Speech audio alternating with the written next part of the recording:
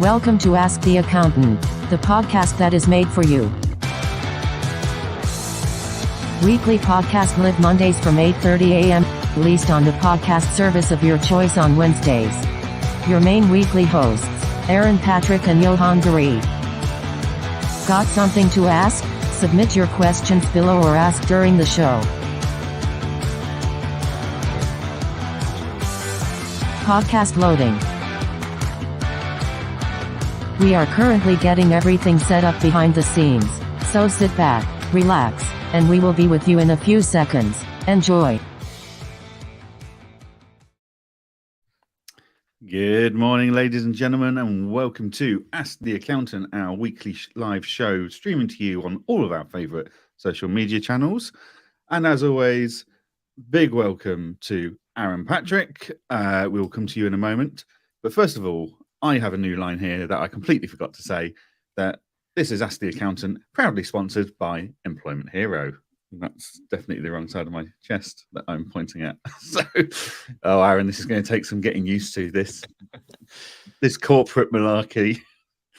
We're also a couple of minutes late going live, and apologies for that. We're too busy chatting about the world of tech to actually remember to do our own checklists. So, but we're there now, live. Everybody is streaming in and to the comments. So, Aaron, how are you? How was your weekend and the week before it?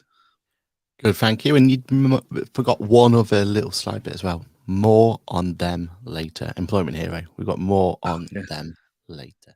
So yeah, we will be showcasing number 2 of our amazing social media takeover and social media. Well, what we call it, it's our sponsor slot battle as we see what Lizzie has brought to the table. No, really good weekend actually. Very chilled, very calm. Didn't really get up too much when you compare it to the weekend before, where we were wine and dined at the Open and had all that razzmatazz that came with it. No, it was a very quiet weekend, but much needed. Other than driving all the way around the UK trying to pick people up because there was no trains. It was a nice one. Yeah, very nice. Formula One was a bit mad though, wasn't it? It had the potential to be brilliant. Everything was looking like it was going to be a great race. And then in the end, it was another same old as at the moment. But yeah, we live and learn on those ones. Yeah, it got to the point with the F1 that actually I think I got up and went and did some gardening because the rain had stopped long enough for me to do that. It was a bit grim, quite frankly, not just the weather, but also the F1. So yeah, no, it wasn't a great race, but hey ho, summer break now. So hopefully everyone comes back re-energized and recharged, new developments ready to go. So let's say hello to everyone in the comments before we go into our first headline. So good morning to Paul and to Kirsty. Good morning to Sam. And yeah, very happy Monday. Morning to Ashley. Good morning, gents. How are you enjoying the summer? I don't know about anyone else. My summer kind of hit us for about 6 days in June in Scotland. It's been irritating since, shall we say. And the reason it's been irritating is ultimately this weather we're having at the moment is like steroids for grass. Like the moment I have any free time, it's either just stopped raining or it's just starting to rain. So I can't get out and cut the lawn. And it's that stop-start of showers and sunshine. So the grass is just out of control. So my house looks like it's derelict with the amount of long grass growing around it. It's ridiculous. But other than that, I'm enjoying summer. But I'm going to enjoy it even more from this weekend onwards because that's the Fringe Festival kicking off in Edinburgh. Oh, it's kicking off, isn't it? Oh, yeah. I mean, there's no excuse to go and enjoy the sun. Wow. The Scottish at that point, isn't it? Weather regardless, we'll enjoy August. We always do. I'm actually at the military tattoo on Saturday night. I cannot wait. I did it last year. It was incredible. And I've pretty much sworn to myself I need to go every year now. It's just such an incredible show. Like the skills and talents those guys have is phenomenal. I can imagine. My summer was just literally was the F1 was Silverstone. I got burnt that day. I got drenched that day. I'm surprised it didn't snow that day as well. I think that's kind of summed up how the, how the sun has been this year, hasn't it? I mean, I could do with this lack of summer. It has proven quite expensive, as we have just booked a trip to Cyprus for November. Oh, okay, yeah, So yeah. 2 weeks in Cyprus to make up for the lack of summer. So if the Scottish weather can sort itself out, that would really help my bank balance. Because my wife has said she's not had enough time in the sun this year. It's not right. Oh dear. So yeah, that wet, intermittent, and expensive. Ashley, that's my summer. Good morning to Ben. Good morning to Baz. Good morning to Hannah. Good morning to Kirsty, who said, yep, she's filled her garden wheelie bin yesterday with the grass. Yeah, it's getting out of control.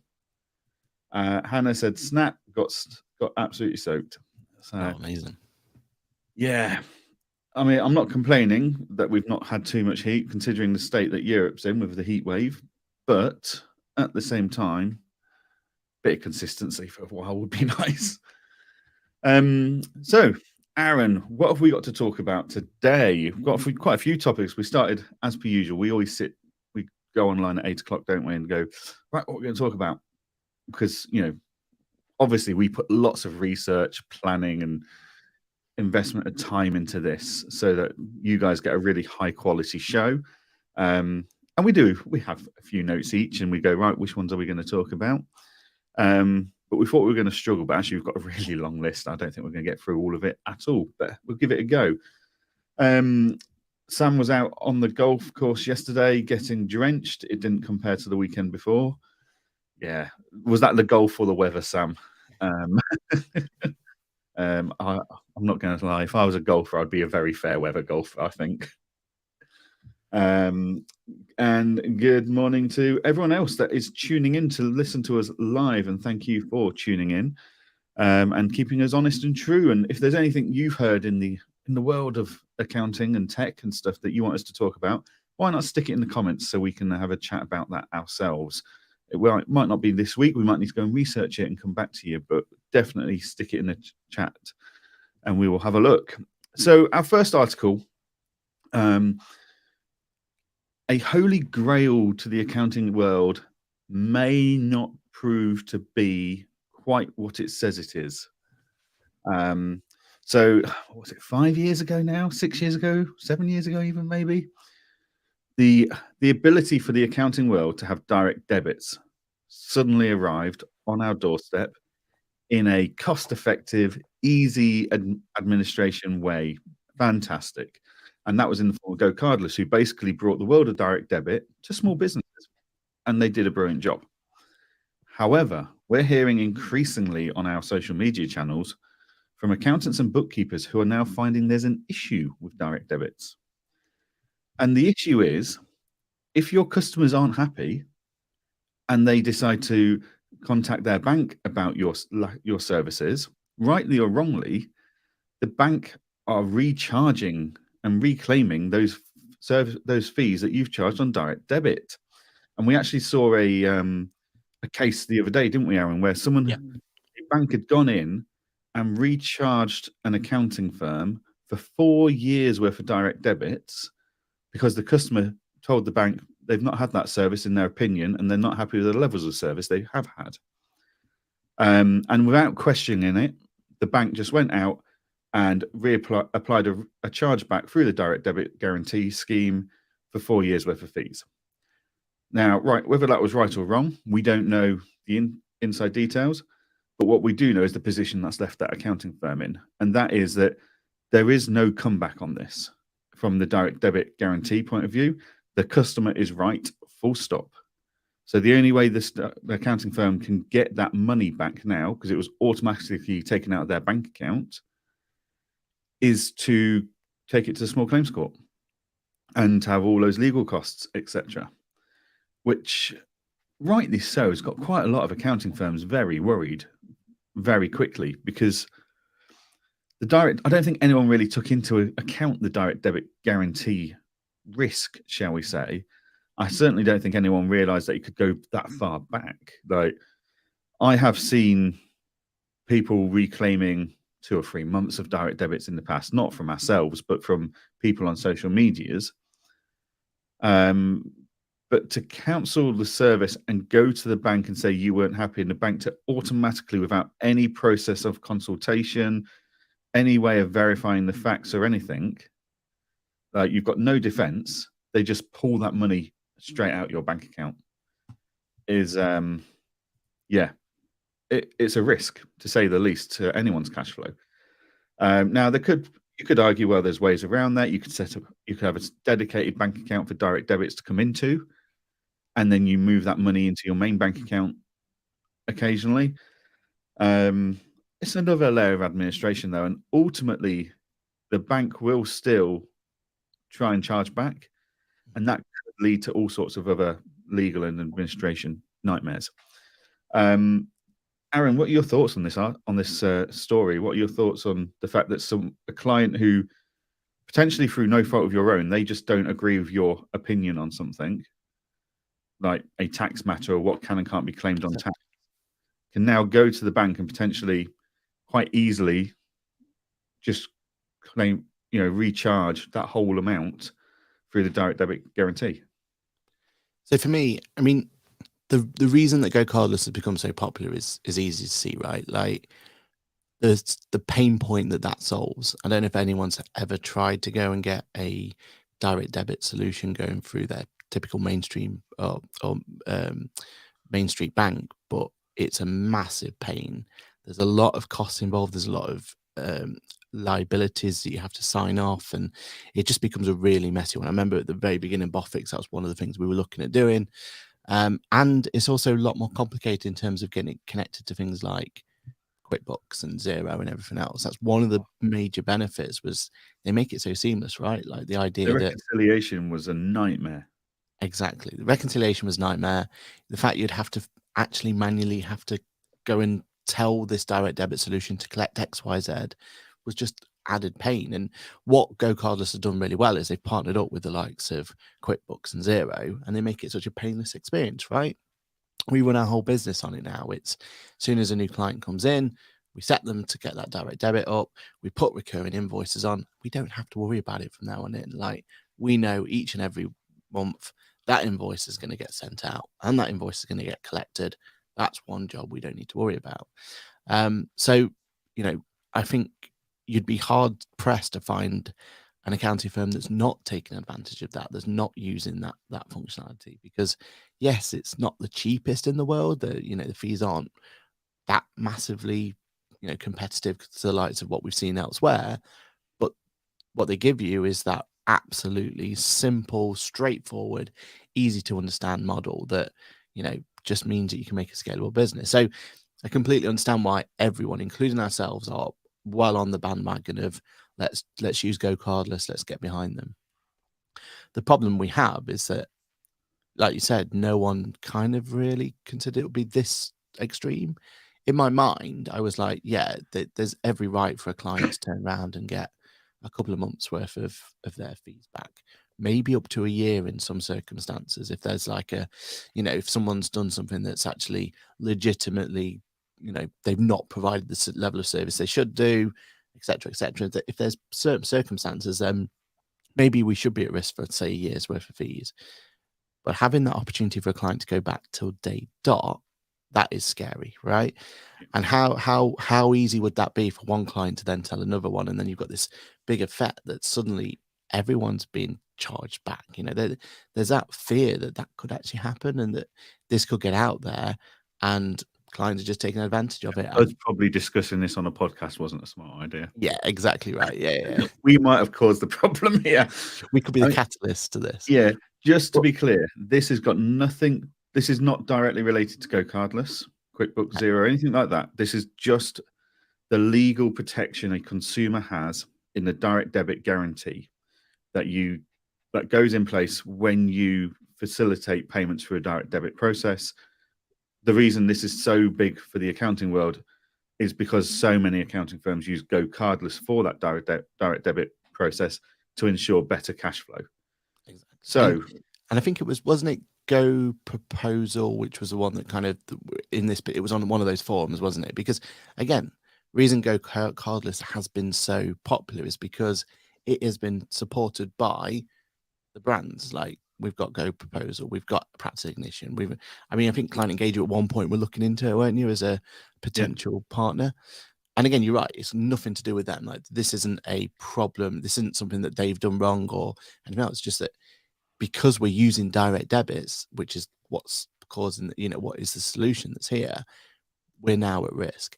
And in fairness to Go Cardless, it's complicated, but they do give you kind of a protection, don't they? There is a paid for protection that you can have. I mean, we were talking off air beforehand of trying to get our heads around it because they've recently changed their pricing structure.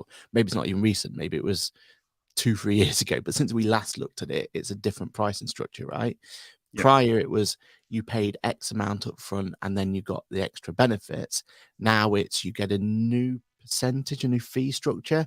So it goes from 1% to 1.25 to 1.4, and at each one of those different tiers you get added protection, and one of them I think was called chargeback protection or something. I think they called it. I can't see it on this site at the moment, but they do have something that will try and protect you if you are happy to pay that additional fee. We don't know how successful or how much more protection that offers, but at least Go Cardless are trying to give you protection, even though it's a little bit complicated as to like how that actually works or what that true cost is going to be for you. Yeah, and it's certainly a conversation we're going to be having with Go Cardless is how does that work? What layer of defense does that actually offer to our firm? Because this could be a huge headache for the accounting industry that has been very reliant on direct debits for the last 5 years to become more cash flow, and it's more supportive of clients. The reason most accounting firms have brought this in to use direct debits was they understood the need to invoice their clients on a monthly basis rather than that huge tax bill alongside your accounting fees bill all at the same time in the year. Like, that's just eye-watering, whereas if you spread the cost out, the client feels less pain about it, and that's fine. That's how, that's why everyone's going into the subscription market. Like, if you turn around to a Netflix, turn around to you and said, "Oh, Aaron, you can have Netflix for the year, but it's 130 quid a year," you'll go, "Ouch." Whereas what they do is they go, "Aaron, you can have Netflix for the year, it's $11.99 a month." You go, "Cool, absolutely fine. Where do I sign up?" So it's direct debits is the right thing in so many ways. It's the best tool for that method to get that monthly invoicing in, to secure cash flow, to make sure people are paying you on time so that your clients don't have to worry about remembering to pay you. It's so streamlined. But I don't know about you, Aaron, but I know in my client base, we saw a huge uptake of Go Cardless, not just from our clients, but our client suppliers during COVID. So, wholesale fruit and veg sellers who always took cash on delivery, the more modern ones might have a card payment puck for the driver to go, "Oh, you owe us this much on the invoice, put your card here." But during COVID, we saw a huge spike of those suppliers going to direct debits to get their money in, because that way they didn't have to do contact payments and stuff like that. So it's good. This, now we've got more and more providers using direct debit payment methods. This could be a bubble that's about to pop for a lot of businesses and go, "Oh, we hadn't considered the guarantee mandate part of this, and now we need to think about it." Yeah, definitely. And when you think about it as well, like how powerful Go Cardless has been lately, with the fact that we just don't talk about it. Like, it's one of those ones where if you think about your tech stack, it has to be up there as one of the most important bits of tech that any practice, any client, for like you said, for your practice to grow, and also what you would talk to your clients about and let them. But we never talk about it. And I'm just looking at all these features they've put in that, completely under the radar, because it was so solid and so. And it still is. Like, don't get me wrong, like, none of that's changed. It's still an amazing piece of tech and a piece of solution to help you grow your practice and help your clients grow as well. But it does kind of put it all into perspective, doesn't it, when we hear stories like this? Yeah. Again, no fault of Go Cardless itself, it's just on the fundamental direct debit solution, but it does kind of make you think, actually, we've got to be a little bit careful about this. And, you know, the sensible route would say, well, let's try and diversify. Let's have some of your clients on direct debit and some of them on standing order and everything. But then you just added extra admin costs there and extra barriers of entry that's just going to make it difficult for your clients to sign up, right? Yeah. And ultimately, I'd question the bank's process in this story. Why has the bank just automatically gone, yeah, okay, you can do that for 4 years? Did no one think that sounds odd? How much interrogation of the evidence has there been? Like, did that client just go to his bank? They've not done this service. I want my 4 years back. And the bank go, yep, ding, press the computer. Or did they actually investigate? We don't know. But I would like to think that it has been looked at properly by the bank before clicking enter. I'd like to think there's processes and systems in place that it's not just the consumer said so it must be right.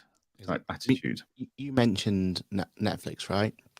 So if this story was just as simple as someone went into the bank and said, I'm not happy about it, then what's stopping us doing the same for Netflix? Like, could we go back and get our 7 years or however long we've been with Netflix just because we weren't happy that they... I think in Netflix's defense here, I think it's a card subscription. It's not a direct debit. So is it not direct debit? Is it? Oh, okay. No, you enter your card details and it pulls the money. And is that why they do it that way then? Yes. That why they've made that decision from day one? And so there is a facility in Stripe for card payment subscriptions. The reason we don't like it is Stripe doesn't talk to very many accounting softwares easily. There's a lack of automation there. It makes it more of an admin burdened process for us, the business owner. Yeah. But it's a simple thing that if your card is expired, that's one extra step you've got to go through to get it reattached. And again, it creates friction, right? And we just don't want friction in anything we do when it comes to client payments. Exactly. Cool. So let's have a look at some of the comments because we've had some comments coming in. I'll come back to Ashley's comment in a minute. Baz Turner says, ultimately, if accounts are right, then people shouldn't be going down this road. But I can imagine how people could feel this way if they've been bitten in the past through bad accounting firms. The ease of a direct debit sits well, and you're not having to feel an annual cost unless, of course, annual fees come with bigger discounts, just like insurance premiums do. I'm really pleased about that comment because Baz is one of my clients. So I feel like Baz isn't going to try and claim back anything on me just now. Although the idea is now in his head. Yeah.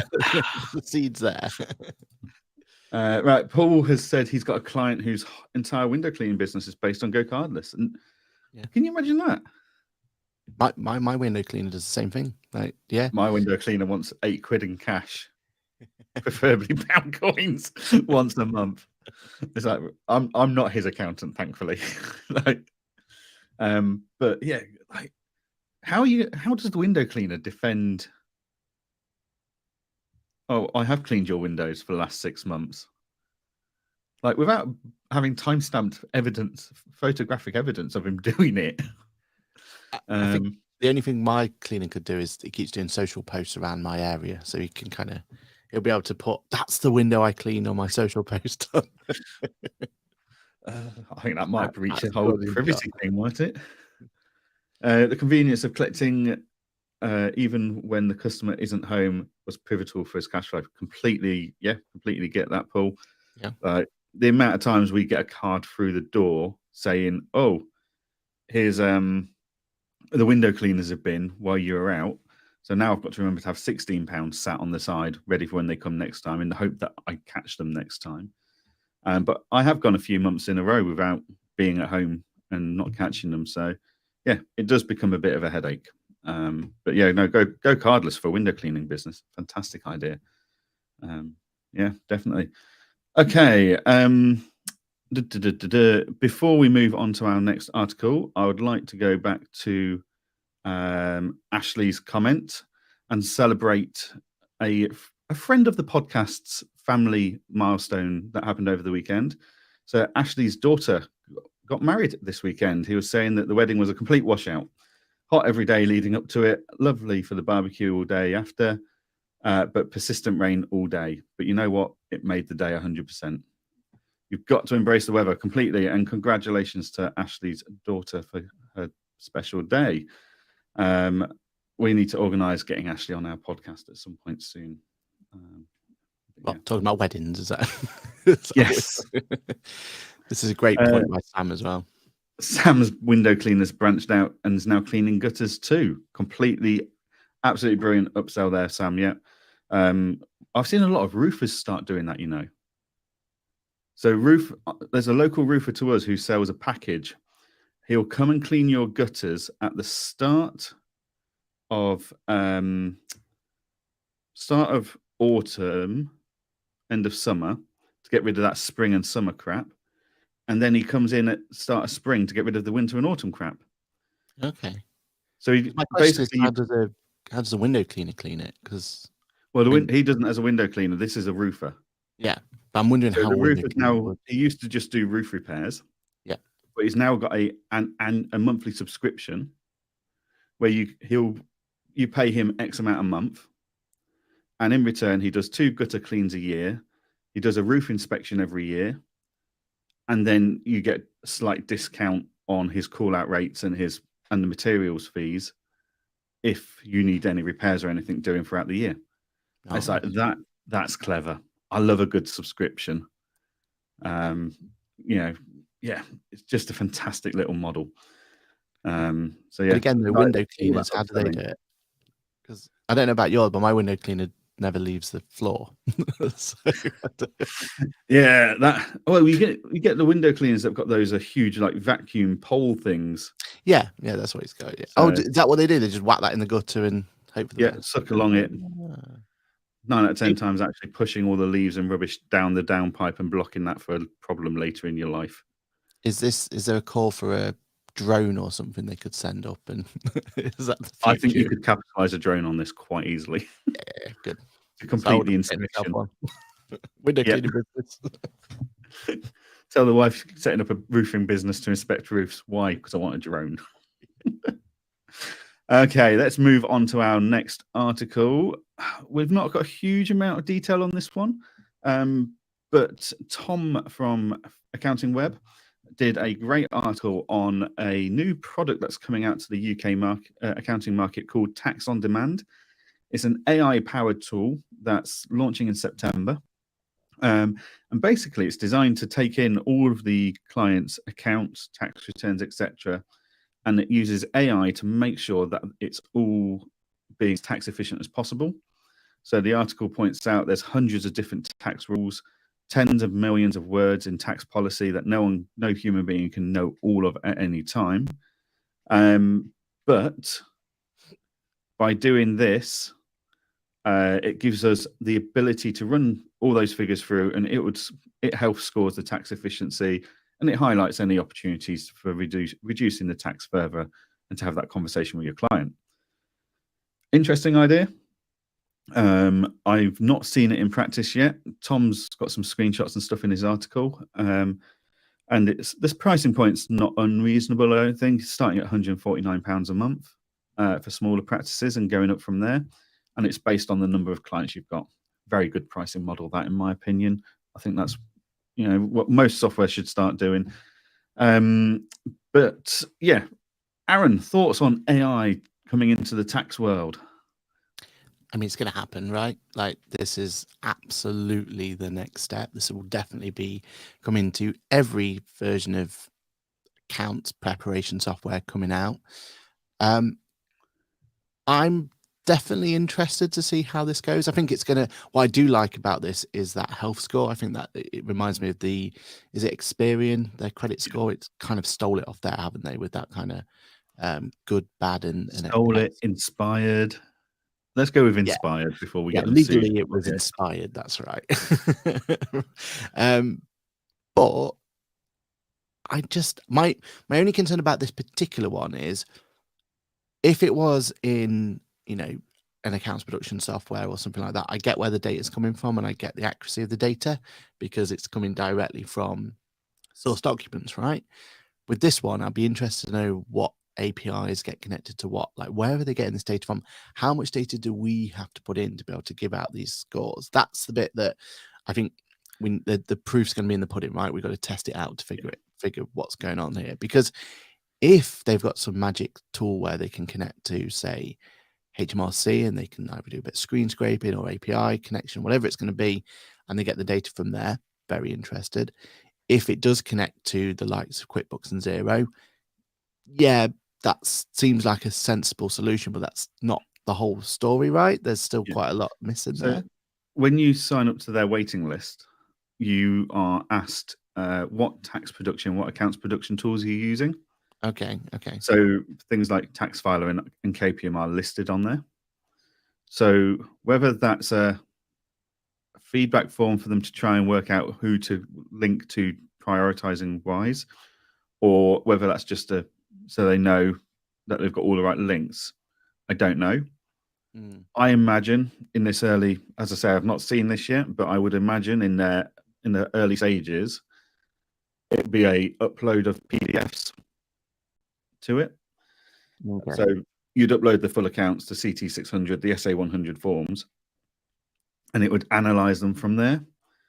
And there does, based looking at the waiting for the feedback, like the sign up to the waiting list form, it is focused around companies and CT600s more at this point.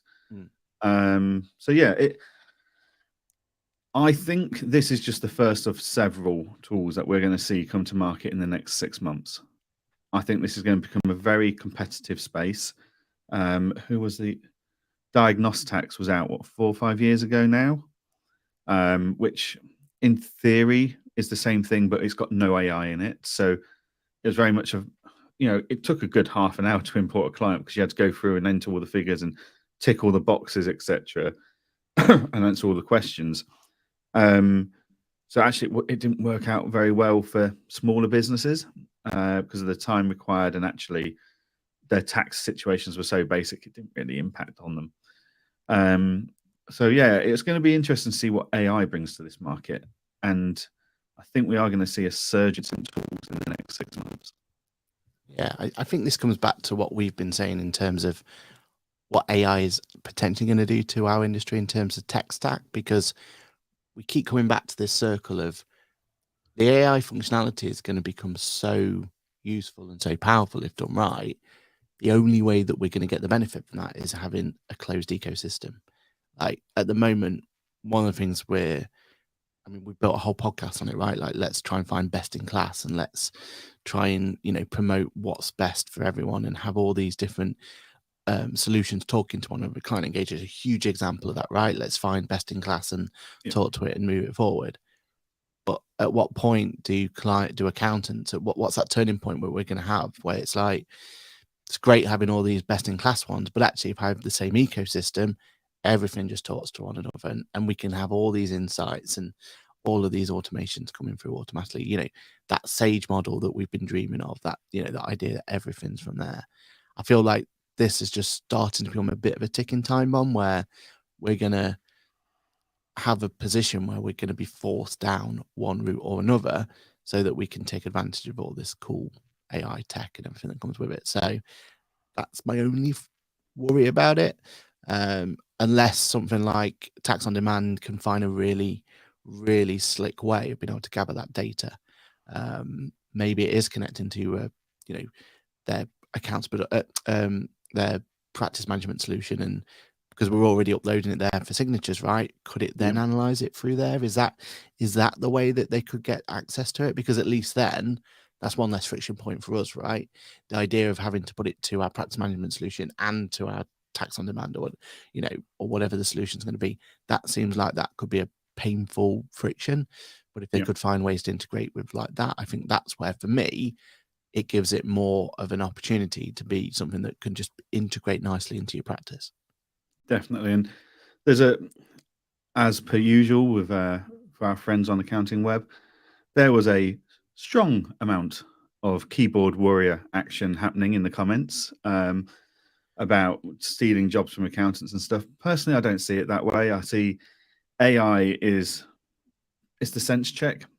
So if you're a great accountant, then fantastic. You don't need the AI tool to tell you that these are the tax reliefs, because you've probably got them all already.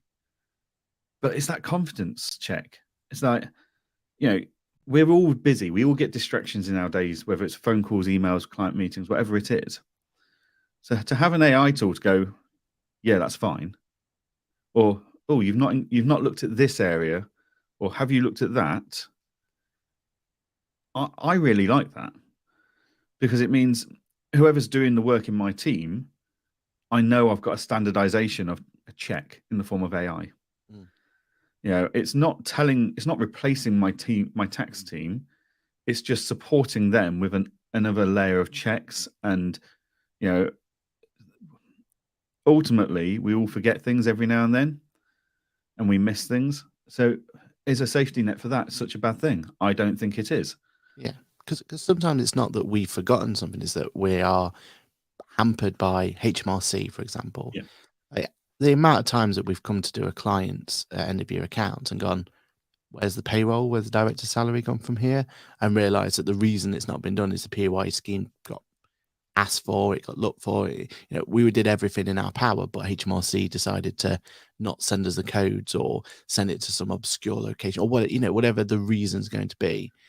You've got a tool like this that can just be sat in the background, making sure that's been done, having those reminders for you, having those prompts for you, means that there's one less headache you might have at the end of the year to rectify these problems. And I feel like that's the sort of thing that this can really help for. It's that, really clever task management, isn't it? And doing it a little bit more than just, at the moment, we're kind of reliant on human interaction of turning on the feature or putting a reminder into their practice management solution, whatever it's going to be, where this could be more of it's triggered by AI. Yeah, it's triggered by something's not quite right, or there's a better way of doing it, or whatever it's going to be. And I feel like that, to me, it could be a huge win for it. And if it really wants to wow us, then can it also automatically go and get all the data together to do a PAYE scheme submission or something? That would if they really want our attention. I think my biggest concern for any young software company at the moment is user expectation is, APIs, everyone can link through APIs. Like, Tax on Demand will be able to link to Tax Calc and Iris, and everyone forgets it takes two to tango in API world. If Tax Calc don't have the API, if Iris don't have the API or don't turn it on publicly, then Tax on Demand can only go so far. So I think the Tax on Demand's focus has got to be to make it so easy that if you don't have an API, it's not the end of the world, and actually focus on that, getting information through a manual process, really slick and up to date, rather than trying to convince Tax Calc and stuff to have an API, because if they don't want to, they won't. Like, they're not going to budge on that. And that's the limitation. I think from a client engager point of view, that I sit there with this software talking to users all the time, and the amount of users that are going, well, why can't you link to Tax Calc? It's like, well, Tax Calc don't physically have the links for me to link to. I can't just plug into someone else's software without them knowing. Yeah, it just doesn't work like that. And that the big boys' lack of willingness to create APIs and link to the smaller software providers, I think, could be a bit of an issue for the small software providers. Like, will KPM have an API that allows you to pull the accounts, trial balances and stuff straight out of KPM? No, because they want you doing it in their software. So, what Tax on Demand are doing is actually no threat to them whatsoever, unless they're planning on launching an AI tax analytical tool. I don't know. But, I think that's my concern for these softwares like Tax on Demand is the softwares that actually have the information they need have the power, and they're not willing to share that knowledge, and that, not the knowledge, but the information that they need to pull out for that client. It's going to be interesting over the next 6 months to see who else comes to the market and whose different views are on different things. So there's a software out there I've been talking to called Tax Torch, which is very much more about the personal tax side of things. They do the corporations stuff, but it's more about modeling rather than looking for tax efficiencies. It's have you considered this part of the tax rules? It's more about modeling, right, what do you need to take home a year personally? Right, let's see how we can make that the most tax efficient option and give you some different options there. And Chris Downing from Sage has just said this is why Sage acquired Lockstep last year, enabling all vendors to integrate once to many others. There are softwares out there that have got fantastic APIs. There are softwares out there that but they're restrictive. There are softwares out there that have got mediocre APIs, but the door's open to anyone. So like QuickBooks, anyone can connect to QuickBooks through the API. Is the API as powerful as we'd like it to be? Probably not. Xero's API is more powerful, but they have really strict terms of how you get access to that and have to be certified, etc. And I know Sage are spending a lot of time, including acquisitions through like the likes of Lockstep, to open up an API. And I know the philosophy Sage have behind their APIs is very much we've got the information, come and use it attitude. And they're just building those APIs at the moment to give anyone the opportunity to come in and plug in and use it. Whereas there's others out there, Iris, people have been wanting an API into TaxFiler for years, and Iris just don't have any interest in it whatsoever, unless it's pushing information into TaxFiler. There's certainly no API to take it out. For the software world to really thrive, we need these other companies to start sharing information as best as you can. Problem is it's all down to cost, though, right? Even QuickBooks will admit that there's a cost element to opening up these APIs, and that's why Xero, I suppose, went down there. Well, we'll open them up, but then we'll charge you for access to certain data, and I suppose that's what it's always going to come down to, is how much cost this is going to cost the vendor for putting those APIs out there, because it's not, we see it as almost like a right, but at the end of the day, I suppose it's got to make sense for them to do it, hasn't it? And that's why it's got to be return on investment for them to justify it. Okay, we are 40 minutes in. We've been chatting away. Aaron, I believe we have our second ad video for our new sponsors, Employment Hero. For those that weren't here last week, Employment Hero is now the sponsor of Ask the Accountant. And as part of that, we needed to do some kind of short advert to promote the benefits of Employment Hero and its brand to our listeners. So we thought, what better way than to have a bit of a competition between myself, Aaron, and Lizzie, our producer. So last week we saw Aaron's attempt using Cadbury Heroes for an advert. Mixed reactions. And this week we're going to see Lizzie's attempt at an advert to promote our new sponsor. So Aaron, can you roll the advert for us for Ask the Accountant, sponsored by Employment Hero? I certainly can. Is it advert 1 or 6? 1 of 6. So Lizzie did try to increase the odds in her favour by doing 6, but go for advert 1. Here's producer Lizzie's advert number 1. Ask the Accountant brings to you Employment Hero. Are you ready for a new era of work and pay? Say hello to Swag, the world's first employment super app, redefining the way you work and get paid. Swag combines easier work, exciting careers, flexible pay, and exclusive benefits into one revolutionary platform. From timesheets and leave requests, to peer shoutouts and company notifications, the Swag app takes all the features your team loves in the Employment Hero app and gives it a facelift. The app is redefining what it means to be employed, rolling work and wages into one super app for your employees. And when you offer employment, Employment Hero brings the benefits. Find the best talents via the job board and manage applications with ease.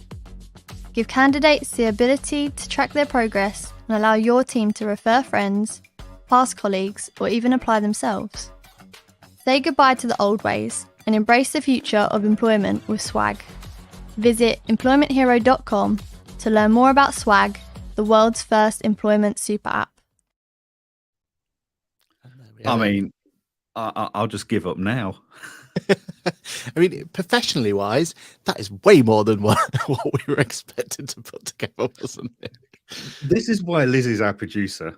Like these live weekly shows, they're okay, but those cool friend episodes we do, and the snippets, the short videos that come out of them, and all that stuff, they're just incredible. And it's a tribute to Lizzie and her skill set. And I mean, I was meant to do my ad last week, and I got sidetracked with something else. I don't know if I ought to even bother now. Or I might pay Lizzie to just give me one of her 6. But I think that was fantastic. That was an incredible video. So yeah, well, Aaron, I think you might want to reattempt yours. I know, right? I know. I think the only problem is if Lizzie does win, I know that she's got plans for the attire that we're going to be wearing at Accountex. She really wants to get into this superhero element. So, I don't know if this is encouraging people out there to vote for Lizzie's or disencouraging, but at the end of the day, if she wins, we may be wandering around in spandex for Accountex. So maybe maybe you need to be putting more effort into yours, Johann, just to keep us away from having to wear. Am I going to be walking around with a cape and pants over my jeans? That's her plan. So yeah, you might want to be putting a lot of effort into yours. I feel like I've made it difficult for me to win, especially with the quality that Lizzie's put to there. So Aaron, do you want another attempt? Because to be fair, Aaron, you were the one that did it first. I would give you another the bar attempt. was going to be this high. That was very good. I enjoyed that. Moving on. 5 others as well. That's the scary thing. How long was Lizzie's video there? 1 minute and 13 seconds. So, minus 13 points. Yeah, is that what we do? Right. Okay. So she has to have anything over a minute.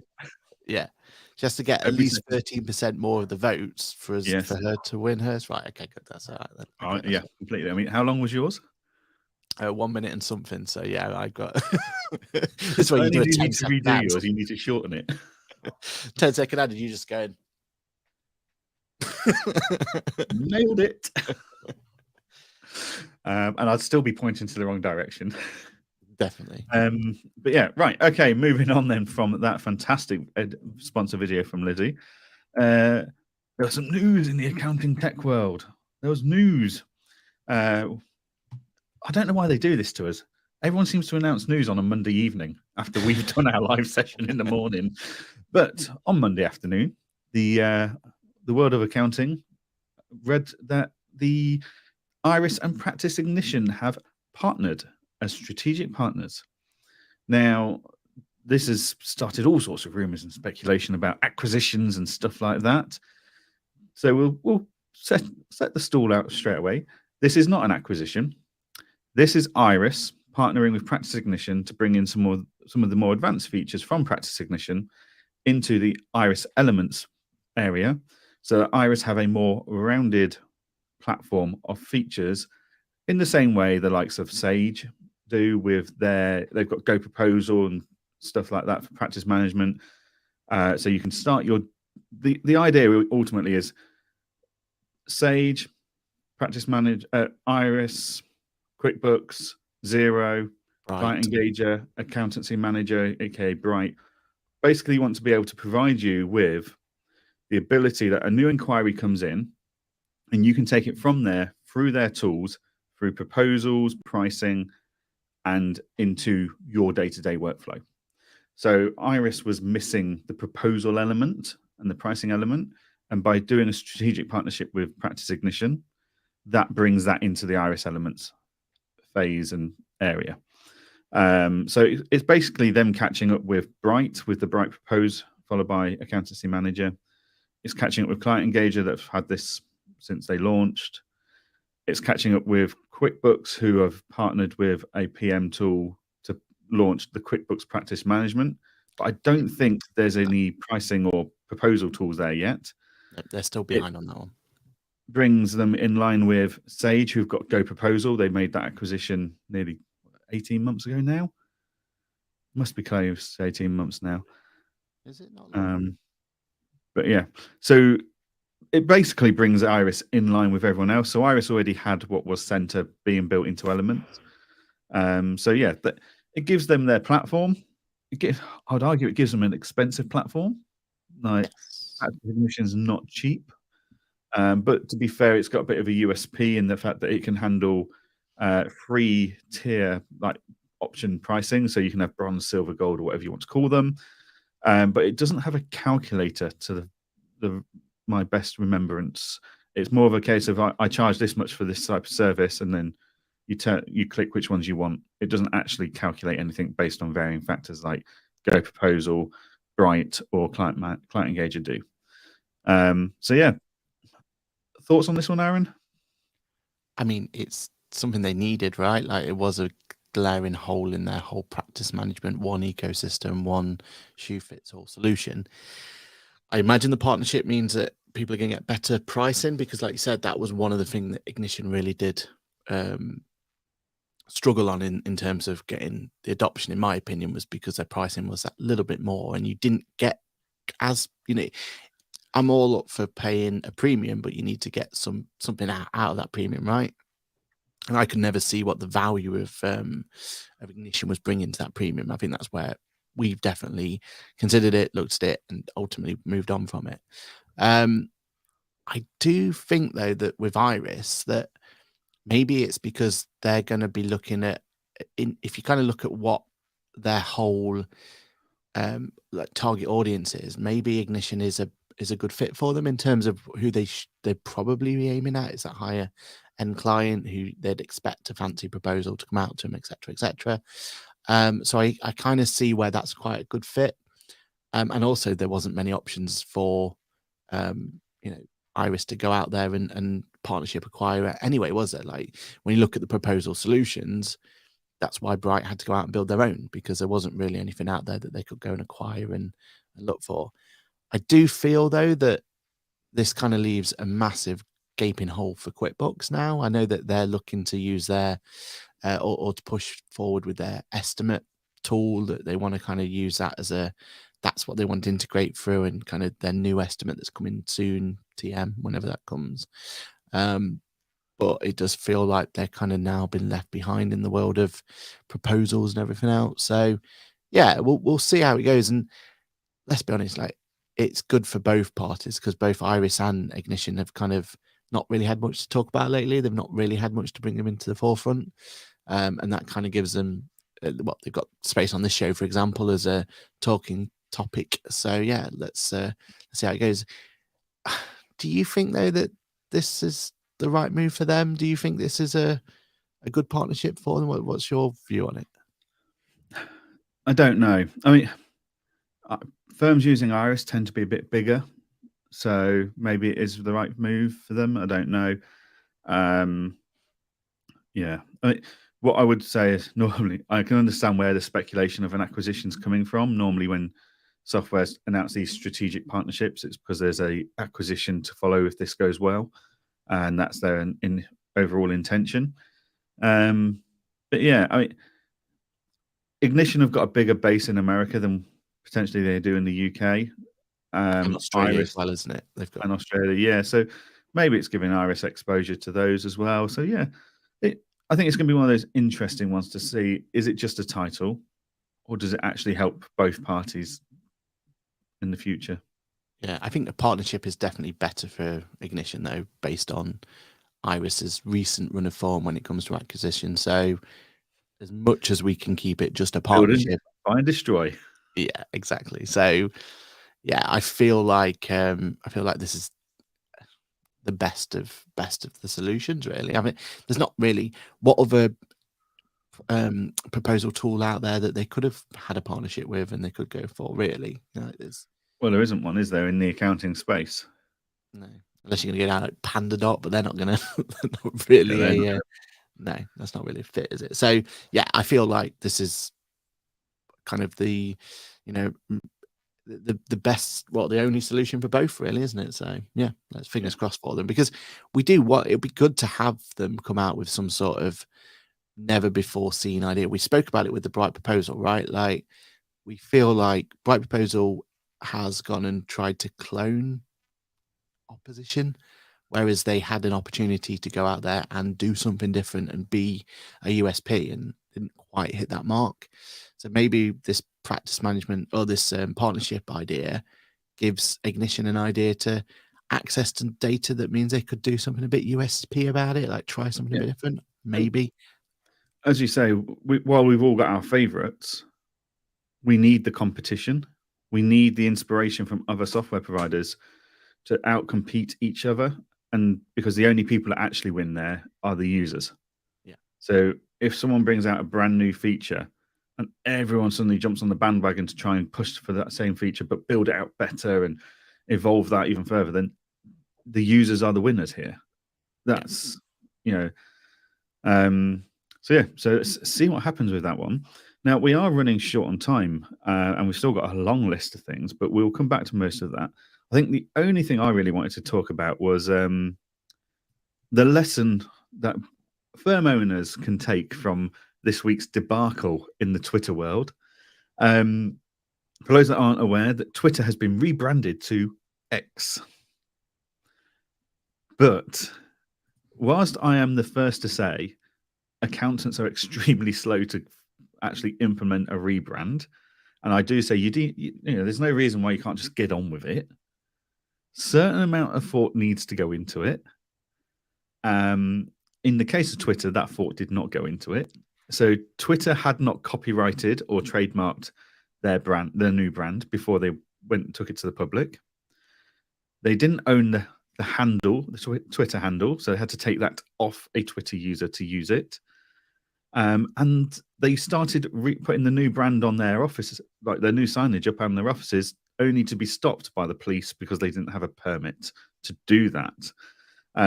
So while spontaneity is great and taking action, the first step's better than no step, and your first attempt's better than no attempt, and all of that good stuff. And I do say that, sit there and go, someone's been talking about a rebrand for 2 years. It's too late.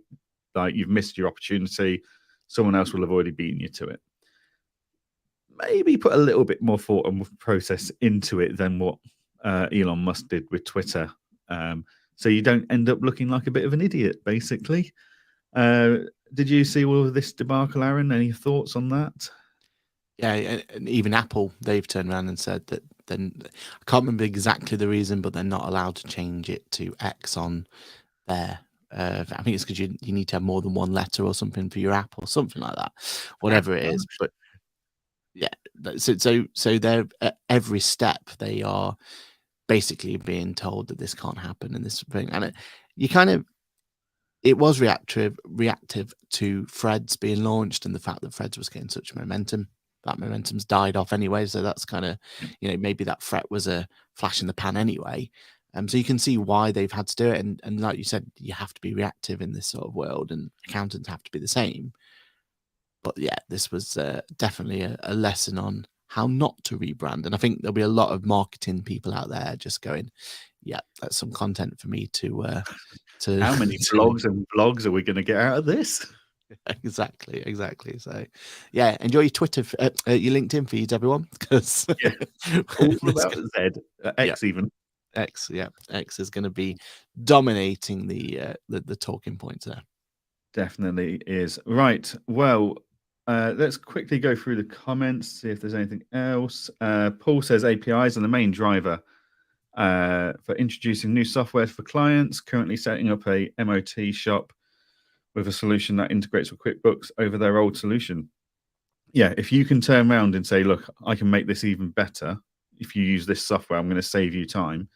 Then that's really, really good. Clients love that. We've been doing it for a few years now, like just various clients from EPOS through to construction firms.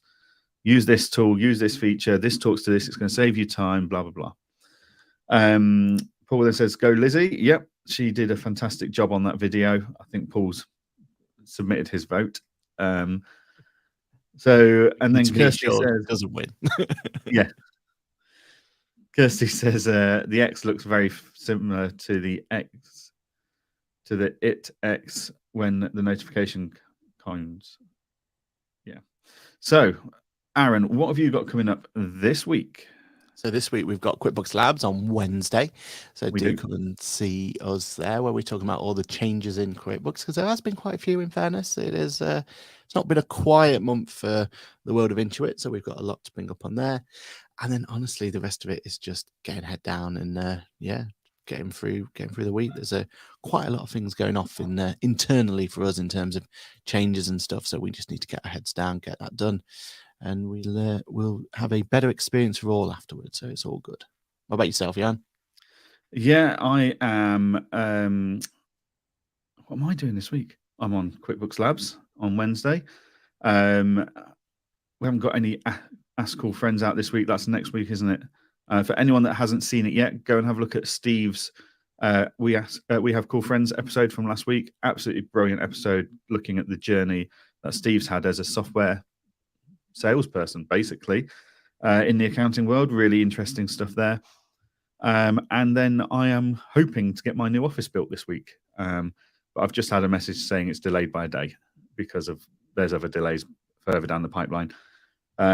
So yeah, that's what's happening with my world. So hopefully, fingers crossed, all goes well. Next Monday, I will be streaming live from my new office. We'll see. Fingers crossed. We'll see. Brilliant. Right. Well, thank you very much to everyone that's joined us today. A huge thank you, as always, to our sponsors, Employment Hero. We love having you as our sponsors. And as you can see, we're coming up with some great ideas of how to promote that, including Lizzie's fantastic video today. So yeah, without taking anyone else's time, we will say thank you very much and join us next week for the next episode of Ask the Accountant. Cheers, everyone. Bye. Bye-bye.